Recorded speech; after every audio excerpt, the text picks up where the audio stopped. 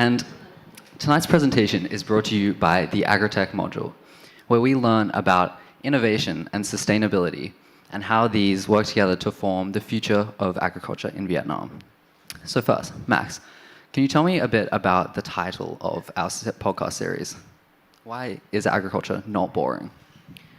So regarding that, I'd like to say you something to you. Why would agriculture be boring? At the end of the day, agriculture is food.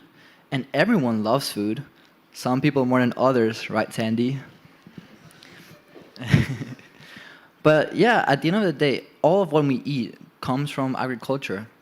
And I've tried a lot this term, such as rats, mushrooms, frogs, fermented eggs, so much I can't even keep remembering.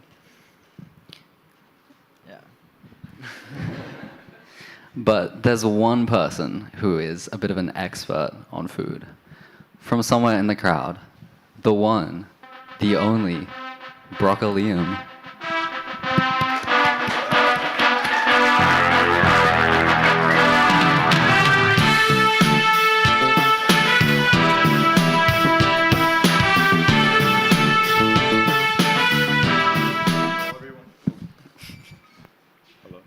Hello.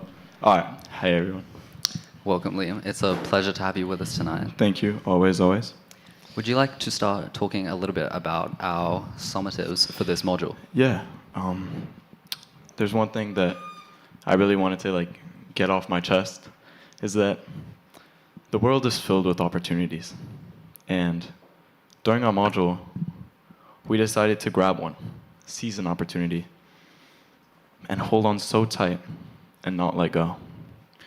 We decided to dive and dig into podcast creation, where we cultivated immense amounts of knowledge, harvested so much understanding on agriculture, and combined it into a series of podcast episodes that consisted of sustainability, the past of agriculture, the future of agriculture, my episode, which is the supply chain, and the social economics of the agriculture business. One of the major key aspects of our module summative was collaboration.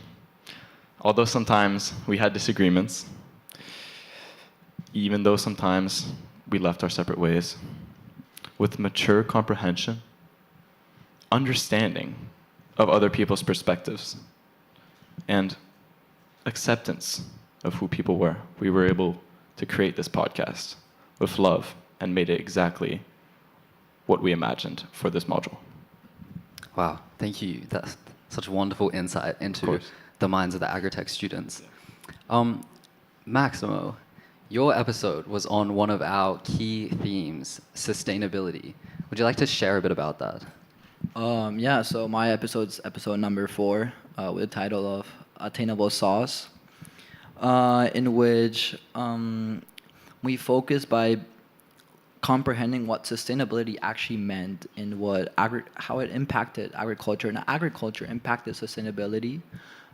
Then we focused a bit on the issues and the challenges that are being faced not only in Vietnam but also in the whole world.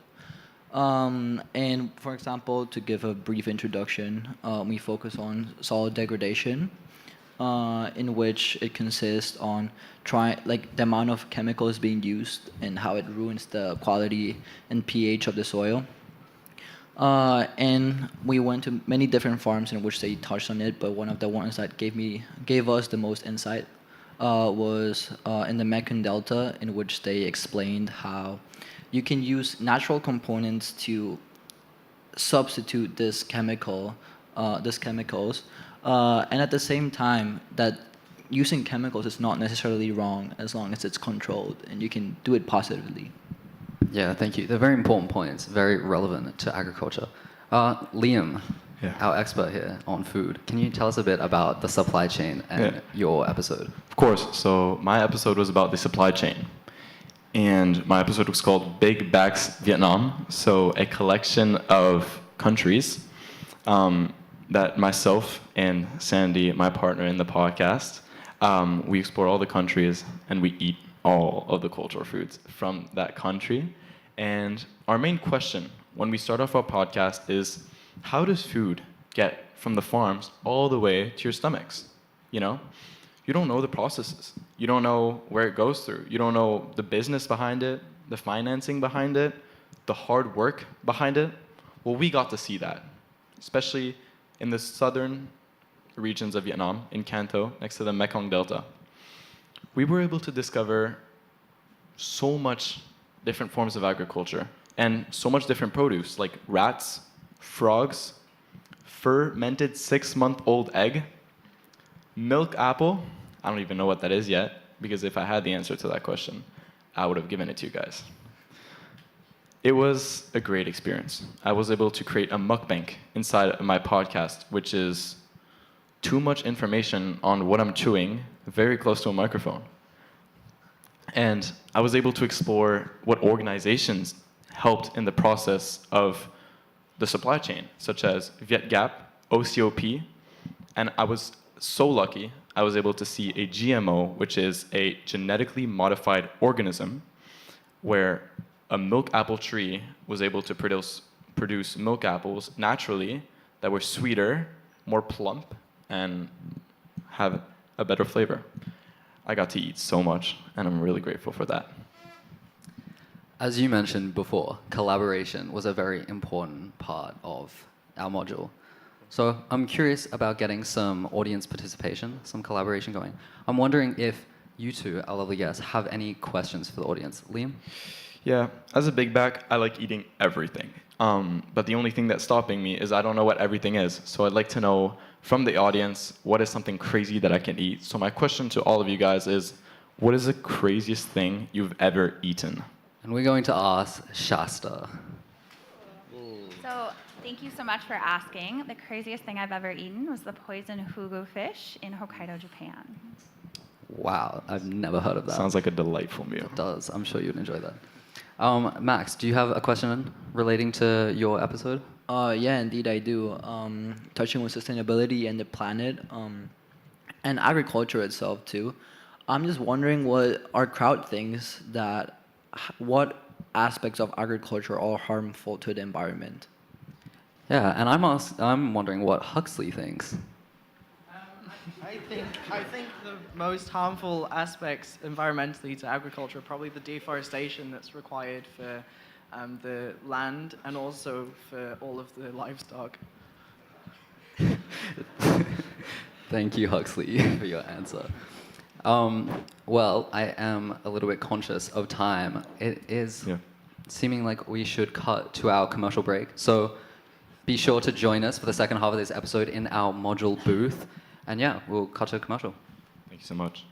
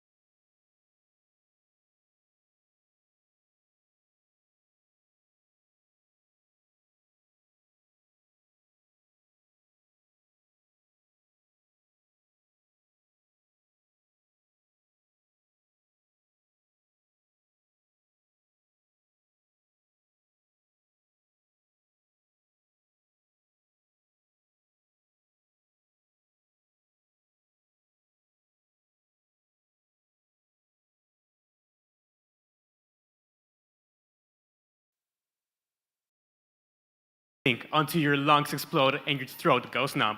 Try it out now.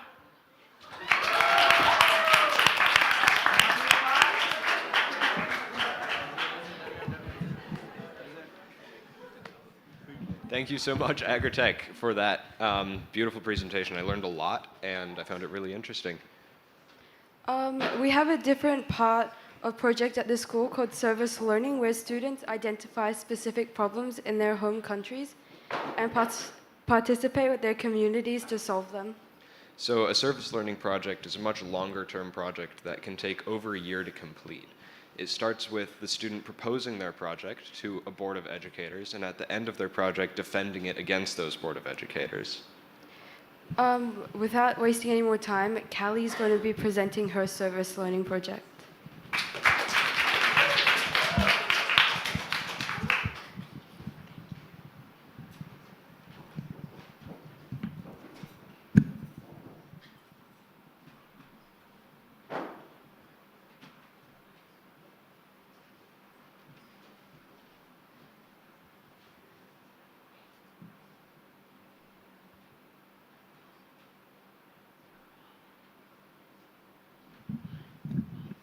How many of you felt confused or excluded by that introduction?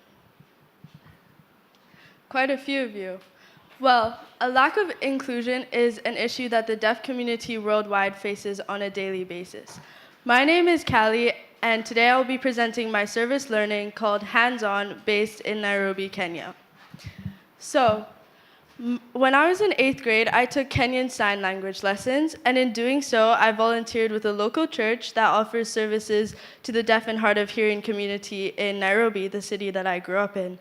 And in doing so, I was able to witness the injustices that the community faces, and so as part of my 12th grade service learning project, I wanted to revisit this community. So my definition of service is the act of repeatedly doing something selflessly for another individual, the environment, or a community in order to enrich or relieve burdens on the lives of other people. But what is the problem? Well, in Kenya, 5.5% of the population are deaf. And since there are around 50 million people in the country, this accounts for over 2.7 million people. Fewer than 10% of deaf children have access to education, as compared to 85.4% of hearing children, and only 53.3% of deaf people are employed, compared to 75.8% of hearing people. So as you can see, there are some issues within this community, and I wanted to address them, but I couldn't do this alone. So I reached out to my old Kenyan Sign Language teacher. Her name is Liz. And she is an official Kenyan Sign Language interpreter and teacher, as well as an official interpreter for Citizen TV, which is Kenya's #1 news station. So after reaching out to her, I had to reach out to different organizations that are already addressing the issue. However, after not hearing back between the end of Japan, so this time last year, and the beginning of Brazil, which was in September, I resorted to a more personal form of communication since email wasn't working, and I reached out to the Deaf Kenya Film Festival through Instagram. So the Deaf Kenya Film Festival is an organization whose mission is to celebrate, recognize, and support films that bring awareness to deaf culture, as well as advocate for deaf filmmakers and actors in Kenya, but also internationally. So the first thing I did is I had a virtual meeting with Nadia Shakur, who is essentially the main organizer / media coordinator, and she told me a little bit more about what they do. So as mentioned, they host a deaf film festival once a year, and the 2024 edition was their 4th edition, where they got contributors from the US, UK, France, Iran, and Uganda. And although they are doing some great work already, there were some gaps that needed to be filled, such as fundraising, merchandise, creating a website, and promotion through film.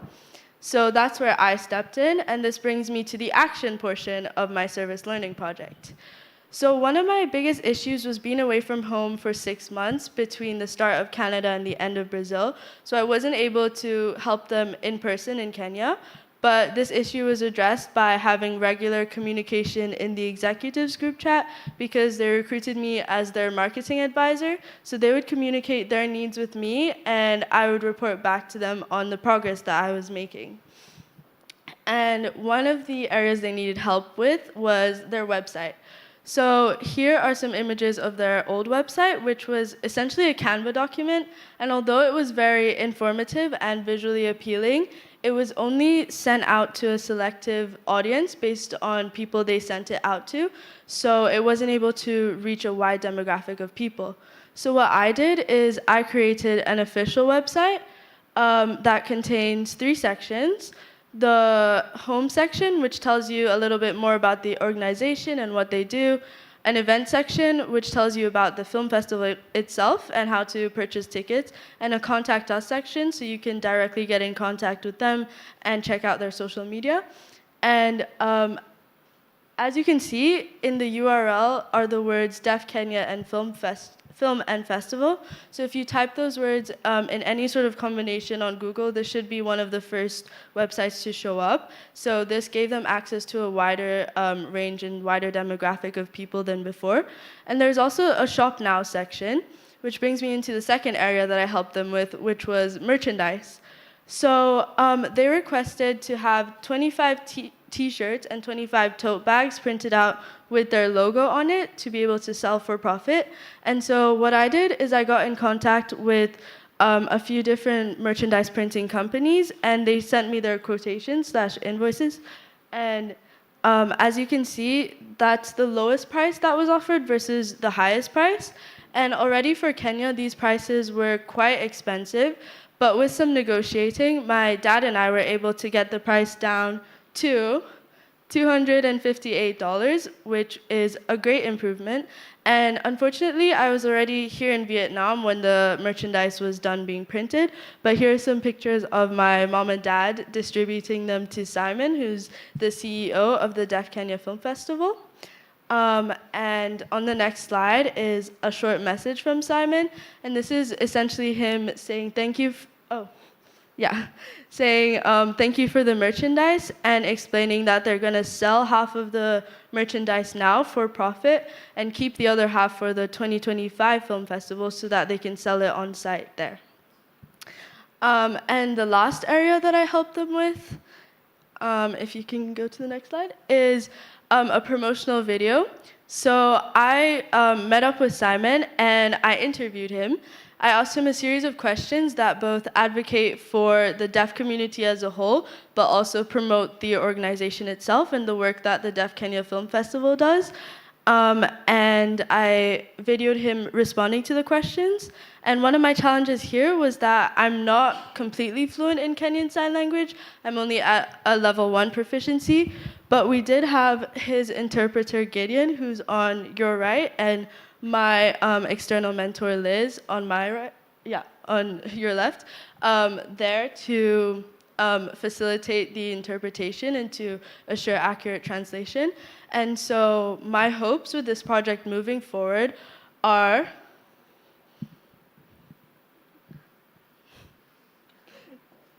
my legacy is for the Deaf Kenya Film Festival to make a profit off of the merchandise, to raise more awareness for the deaf community in Nairobi, and to attract sponsors for the company. And this is where the video comes in. I hope to gain attention to the video through both reaching out to larger organizations, for example, hearing aid companies or local radio stations in Nairobi, to attract sponsors for the Deaf Kenya Film Festival, and hopefully have both more international and local involvement in the film festival annually. So one of my biggest takeaways doing this project is that the act of service is doing something with an individual and community and not for them. And so I believe that if I continue to repeatedly work with the Deaf Kenya Film Festival, I'll be able to enrich and relieve burdens on the deaf community and my community in Nairobi, Kenya as a whole. Thank you.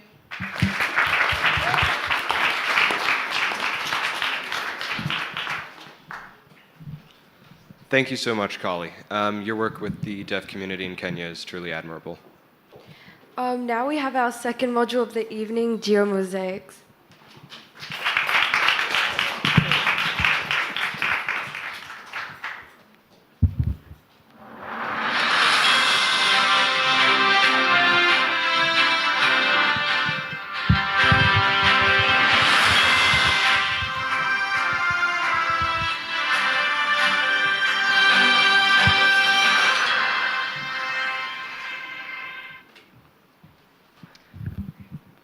Eleven students were reported to be found drowning in ponds, but fortunately none was found dead. Yet.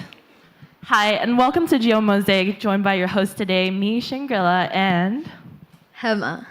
Moving on to the next topic, according to trustful sources, a crime has reportedly been committed, involving someone analyzing the relationship between Vietnam's geography and history and how that shapes its international relations. Authorities has yet to provide details regarding the nature of crime or the individuals involved, but our investigation team had assured the public that they will be focusing entirely on solving the case. Following research shared by our resources, our investigative team traveled to various organizations and institutions in Hanoi to identify the individual or group responsible for the alleged crime. Visits were conducted at key sites of learning, including the Women's History Museum, Blue Dragon Foundation, Vietnam National Museum of History, and Hue Lo Prison. The investigation team unintentionally gained a lot of insight on Vietnam's history, spanning historical and modern challenges. The Hue Lo prison visit revealed a lot of the societal struggle that the society was facing during the French colonial period, as well as a sense of resilience in the Vietnamese national community. While the visit to Blue Dragon Foundation offered insights in communal effort in solving problems and filling in gaps, attempting to resolve the issue of human trafficking, the visit to the Women's History Museum drew attention to women's experiences and roles in the community. These discoveries provided for understanding Vietnam's evolving dynamics and underscore the importance of engaging with diverse perspectives during our investigative efforts. Here exclusively at GeoMosaic, we share with you some of our declassified photo evidence from our small-scale investigation in Hanoi. After learning about Vietnam's history and social science, we furthered our knowledge and accidentally know that during wartime, civilians actually took advantage of the nature structure of limestone cave to hide in those during war times, which is why we decided to venture off to Ninh Binh caves to capture our criminals. We did not find them in the caves of Ninh Binh, but we learned a lot about geology and the formation of limestone caves. Additionally, having visited the Asian capital of Vietnam, our group of investigators gained valuable knowledge in the Vietnamese folk religion, as well as brief into the grand history of the Vietnamese royal family. Then we got reports that potential suspects were seen in the south, so we looked for them in Pho Nha caves. The caves were too big, so we were inspired to actually look into the demilitarized zone to eliminate any potential hideouts. And during our time there, we learned a lot more about the first ever emperors of Vietnam, as well as taking a closer look into Vietnam's modern history by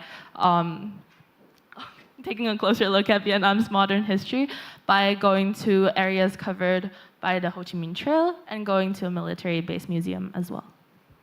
Then, that's when our journalists discovered that artificial tunnels were used for civilian safety during the war, and the team decided to perform investigations in the Vinh Mot tunnels. We unfortunately did not find our criminals in the tunnels as well, so that's when we decided that some of our criminals on the run may have sought refuge in foreign nations, so we decided to reach out to the embassies of Denmark and Canada. After an intense collaborative investigation session with the embassies, we made no progress finding our suspect. We merely got overly educated for international relationships and foreign affairs. The experience brought us the critical analysis mindset and built on our problem-solving skills. philosophy, we decided to write out a briefing paper to advise other nations on this serious crime. And while we were presenting those briefing paper to our academic advisor, we realized that We had learned so much, we were now criminals. we committed a crime of analyzing the relationship of Vietnam's history and geography and how that shapes its international relations. Catch us at our booth if you want to be educated by us. Thank you.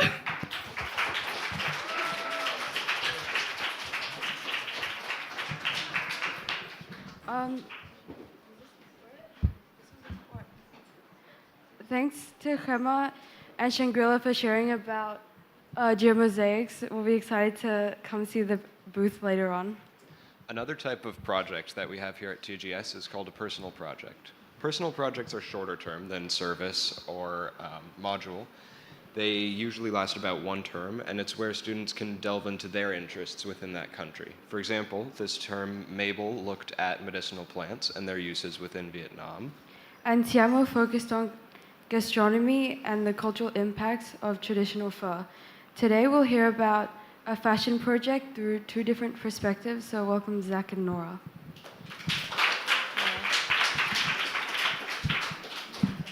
I'm back. So am I. Okay, so this term, Zach and I did 2 separate personal projects, but both regarding fashion. We were in the same mentor group, and our lovely mentor, Sophie, named our group Fashion Sense. To begin our project, we had to define our vision. So I did this before term. I knew that I wanted to do a fashion project, and I wanted to create some pieces. So I planned out the design style of what I wanted to create, which is in line with traditional Vietnamese clothing and modern fashion culture, as you can see in my driving question. So for my vision, all I knew at the beginning of this term was that I wanted to complete an online fashion course about fashion business. So I got accepted into one by Parsons New School, and I came to Sophie with my idea, and she helped push me to work to make it a place-based project, incorporate Eastern styles, Vietnamese styles, and I wanted to make a case study about Vietnamese fashion business in comparison to the Western fashion business. Throughout the course of our project, we were lucky enough to go on several excursions, the first of which was to Kilomet 109, which for me was my favorite TGS experience to date. Basically, Kilomet is a Hanoi-based business run by Tao and her husband. We were lucky enough, a group of us, including me and Nora, were taken by Sophie to interview Tao's husband. We got an hour there, and we got to learn all about how they create clothing from scratch. They grow their own cotton, they grow their own dyes from like rocks, tree bark, everything. It's an incredible thing, and it was a really great experience. One of our other excursions we went to together was a place called Chula Fashion. And Zach and I had no idea what we were walking into when we went to Chula. It's an appointment-only fashion store. I messaged this woman on WhatsApp, and we showed up. So it was this brightly colored thing. There was a lot going on. We were led to this back room, given a lot of tea. But eventually, the owner came. Her name's Laura. She's from Madrid. And she essentially told us she started this business when she came to Hanoi with her late husband. And they fell in love with the city, and they wanted to incorporate both Spanish styles with Vietnamese styles, which is essentially what I wanted to do for my project. But Chula is so unique because 75% of their staff have a physical disability, and their workshop is situated directly above their storefront. And you're welcome to go and look around. We got a tour of the whole space. And because of that, there's a lot of transparency and ethicality in the way they do things, which is very unique to the fashion industry as a whole. Some of the other excursions that we went on were, firstly, my multiple trips per week to Hoa Fashion House, which is where I got my clothes manufactured. I was taking grabs there so much. I have so many group chats in Teams from the duty staff now. It's so annoying. But yeah, as well as some other experiences. So the process, part of our process was having a bunch of meetings with Sophie, and also other people who are interested in fashion. We have Aryan and Kaya and Haruka and some other people. Yeah, that's good. For my summative, there were 3 things that I want to achieve, and I still haven't finished it yet, but by this term, hopefully. Firstly, a portfolio of my design process. This includes all my original sketches, my planning, everything that went into this project to be incorporated into a design portfolio. The second component are the 3 completed pieces, which I did not bring today because I was in a rush. And lastly, a modeled photo shoot. So my summative was both a certificate for completing Parsons Fascist Business Essentials course and also a research paper, a comparative research paper, which I'm still working on. But essentially, I came to the conclusion that the Western business has a more defined structure, and there's more options for people who want to get into the fashion world. That's why, places like Paris and Milan are known as fashion capitals. However, here in Vietnam and some other countries in East Asia have a lot more of an ethical and more sense on the environmentalism of what they're doing. My key takeaway from this whole project was really just a shift in my perception. I had a very different idea coming into this project. I thought it was going to be, work, but it wasn't going to be super difficult. It was very, very hard. I struggled a lot. My designs now, in hindsight, look terrible. But I learned so much. I got so much about the skills that I built in sketching, measurements, communication with the fashion house, everything. I learned so much from this project. It was such a great experience. And for me, my key takeaway was just the sheer amount of choices that are involved in the fashion industry. People, when you start a brand, you have the choice to show your process of the production. You can be transparent. You can make it more cost-effective and not be transparent. And there's just a bunch of things you can do along the way. And for me personally, one of the biggest takeaways was it really affirmed that this is what I want to study in the future, and that's my choice that I want to make. Thank you.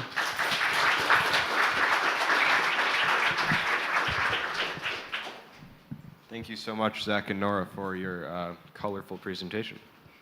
Now we're going to have our last module of the night, Cafe Chub, and Natasha and Nora are going to be presenting it.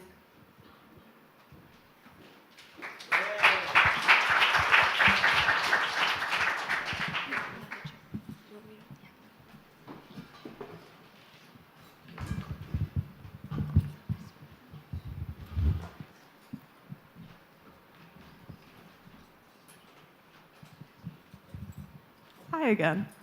Okay, so Natasha and I are going to present our Module 3's cafeteria presentation. Okay, so we're going to start off asking you guys, can you please raise your hand if you drink coffee? Okay, so a decent amount. So maybe you can guess how long it takes to farm, produce, and brew a cup of coffee. Can you guys raise your hand if you think it takes 3 to 5 years? If you think it takes 8 to 12 months, and 1 to 2 years. Okay, so the correct answer is actually 3 to 5 years. So, as you know, 3 to 5 years is a very long time, but what actually happens during this process is important. It doesn't just go from a plant to your cup. So during online learning, before we started term, we learned about the seed to cup process, which is essentially the harvesting, washing, brewing, roasting, all of it, of the coffee bean. And we were tasked with making a timeline to get through all of the different steps and go from country to country. So we wanted to showcase 3 of our classmates' work. We have Callie on the left, Chloe in the middle, and Maya behind me. Okay, so we've just looked at how coffee goes from the seed to cup, but going back to the harvesting of the coffee bean, there are 2 kinds of beans, Arabica and Robusta. Can people raise their hand if they know the difference between the 2? So, it looks like people in our module. Yeah. That's about it.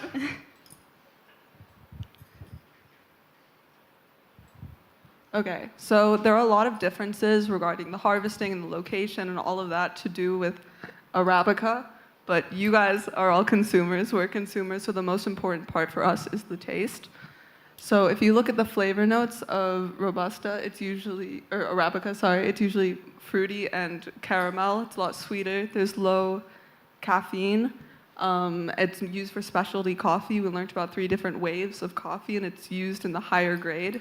So it's better quality, which makes it more expensive. And Robusta, which is actually quite different to Arabica, has a more nutty, bitter flavor with a much higher caffeine content, lower sugar levels as well. And fun fact, Vietnam is the world's largest coffee Robusta producer. And the reason why the Robusta is at a lower price is because it can be grown in different climates as opposed to Arabica. Robusta is also the base for all of Vietnam's signature coffee drinks. So there's drinks like egg coffee, salt coffee, coconut coffee. There's a long list, and we got to try all of them over Fin our module. coffee. Fin coffee. But Vietnam's a very trend-based country, so it seems to be every 3 months there's a new trend, there's a new wave, and that is a signature coffee for the time, and cafes have to fight to keep up with it. Okay, so now that we've explained the difference between the 2 kinds of beans, let's go back to the history of coffee in Vietnam. So we're going to start off all the way back to 1857 when the French first colonized Vietnam. They introduced coffee to Vietnam, and coffee production began in the highlands all the way until the French left Vietnam and the Vietnam War began. The Vietnam War, or also known as the American War, went on from 1955 all the way to 1975, halting all coffee production and severely affecting it. Coffee farms were destroyed, and it was just terrible. Anyways, post-war, going to the 2000s, coffee production restarted, and Vietnam became this world's second largest coffee producer after Brazil. Now looking at modern day, in 2025, coffee is a large part of Vietnam's culture, as I'm sure most of you've noticed in Hanoi. So raise your hand if you prefer to study in a cafe. Okay. Now put your hands down. Raise your hand if you prefer to go to a cafe to hang out with your friends. Half and half. Okay, so Vietnamese coffee culture is a lot targeted towards the latter. The idea in Vietnam is you go to a cafe, there are some work cafes, but mostly with the intention of talking to your friends. It's a very social space because it's so embedded in the history. So over the course of our module, one of the first things we did was learn about design psychology. We took a course by Leslie, who I think is actually here tonight. Shout out Leslie. Shout out Leslie. Go find her. But she taught us a lot about different fabrics, how they make your brain act and react, what different colors, different things can symbolize, how to subtly embed culture on all of that. And then we also learned about cafe as a third space. It's not, home, it's not work, it's an area where you can talk and do other things. And that was really important. You can see Cafe Slow here, and just more cafes with chairs and emphasis on conversation and just getting to know people instead of just sitting, at a Starbucks with your laptop. Yeah. So, Natasha, we've been asking a lot of questions to the audience, but I have a question for you. So, can you tell me the difference in interior design between these 2 cafes that I know you've been to, Cafe Din and Cafe Slow? Okay, so Cafe Din, the one on the left, was actually the first cafe we visited in our module. Leslie took us. And so right off the bat, you can tell that this cafe, it feels more authentic. It's actually a family business. It was one of the first cafes that opened up after the war. You can tell that there's smaller tables and chairs, and a much more narrow space. This cafe is different to Cafe Slow. Cafe Slow is wider, much more open, it's very nature-oriented, has a brown and green color palette with a hero color of red, and is influenced by Western design. Okay, so Nora, I know that you've been to both these cafes as well. Can you tell me what different stories there are in these two cafes? I can. So on the left, there's Reaching Out Cafe, which we visited in Hoi An over our We Explore. And we got a lantern making workshop there, but we learned that it's run by people primarily who are deaf, mute, and physically disabled, people with disabilities. And it's a quiet cafe. And so that was we just worked there. There's tables specifically for you to work. It's not a social cafe, which goes against a lot of Vietnam's usual customs. And then on the right, we have room 501, which is the last cafe that we visited. And we got a workshop about the design. We got a presentation. It was really helpful, but it's such a unique cafe. It's based on art and a concept run by the owners. All of their drinks follow a menu that only lasts like 3 months. They change their menu every 3 months. And the current one was, they're moving from metamorphosis to kaleidoscope, and it's about the beginning, present, and then the next one is going to be the death of life. So we've been asking a lot of questions up here, but the reason why is because since OL, we've been trying to follow one specific question. Okay, so our driving question for our module was, how can I design a cafe space with a signature drink to embody the modern culture and past heritage of Vietnamese coffee? So we've talked about the modern and heritage part of it, but what would we do in the future with our cafes? So through our module, we did a barista course, which you can see over here, where we practice making our signature drinks. Shout out to Callie, who won. And we also learned about a lot of traditional Vietnamese coffee. We learned how to make normal coffee, or normal Western coffee, like by using espresso machines and all of that, but we use fin roasters. We learned how to make egg coffee, which was fun. A bunch of different unique flavors that are really specific to Vietnam. We spent 2 full days at that barista course. So for the summative part of our module, we decided to highlight 4 different students in different aspects of their projects. So here we have Haruka's. So Haruka, we really wanted to highlight his concept. It was really unique. Most of us made 1 cafe, and he decided to make 3. And they're based in different parts of Asia. So at the top, there's Japan, and then China and Korea. So he really wanted to highlight minimalism as well as cultural storytelling and authenticity in his work. So all of his creations and all of his cafes, they have the same brand, but they're all unique in their culture. So the second person we highlighted was Aryan. We wanted to focus on his ethos and the story of his cafe. So he focused on the process from farming to brewing to getting into your cup, the cup of coffee. And he focused how it's a full cycle and it's a cyclical process, which is why everything you can see is in a circular shape. He has a conveyor belt as well. And it just overall shows the interconnectedness of the whole process. Next, we have Yosef. So besides making mood boards and plans and ethoses, we had to use a software called Planner 5D to make a digital interactive layout of our designs. And Yosef really wanted to highlight community, refined soul, depth, and culture.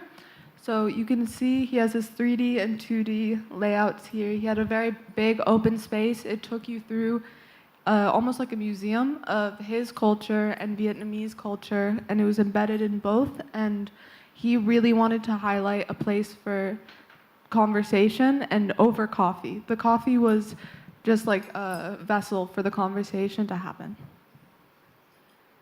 And the last person was Aston. We highlighted her signature drink, which was inspired from her upbringing. She was born in Texas in the US, and she grew up in Bali, so this drink really goes back to her upbringing.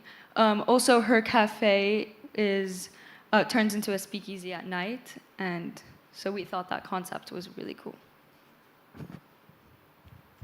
So we're at the end of the module now, so we want to talk about our takeaways.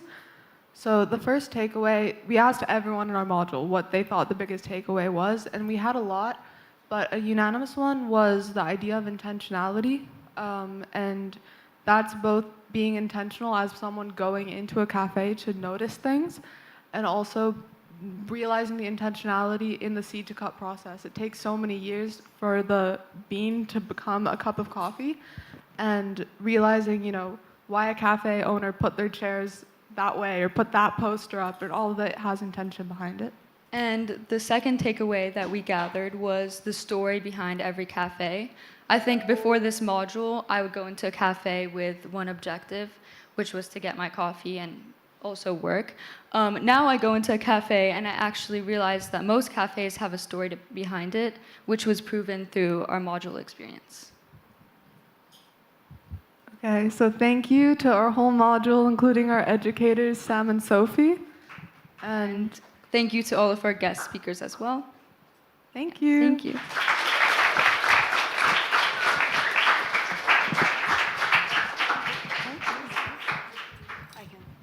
Thank you, Natasha and Nora, for that absolutely caffeinating presentation.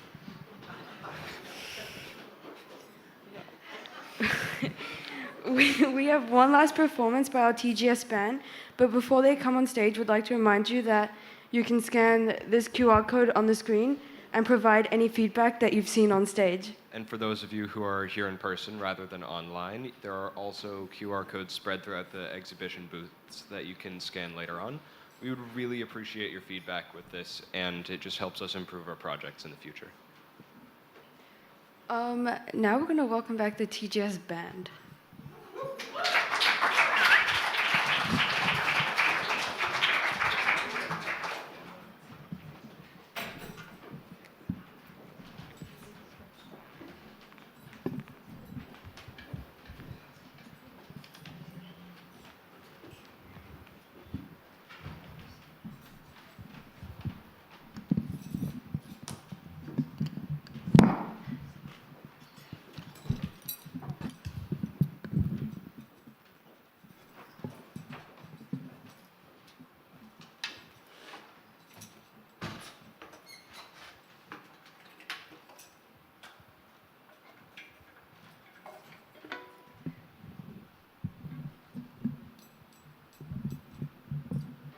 There's a lot of setup, sorry.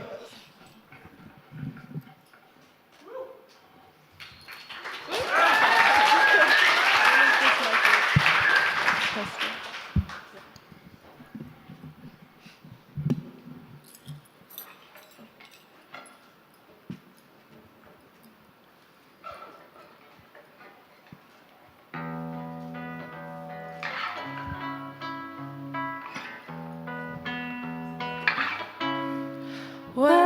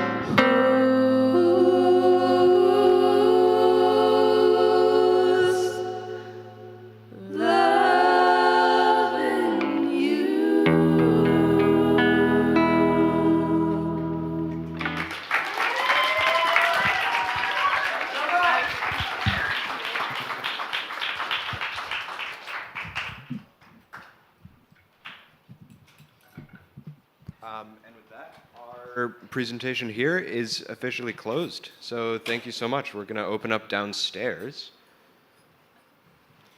Thank you all for coming, whether it was virtually or physically, and supporting us through our last 7 weeks of learning.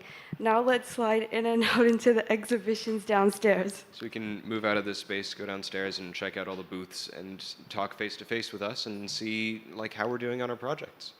Thank you so much. Thank you.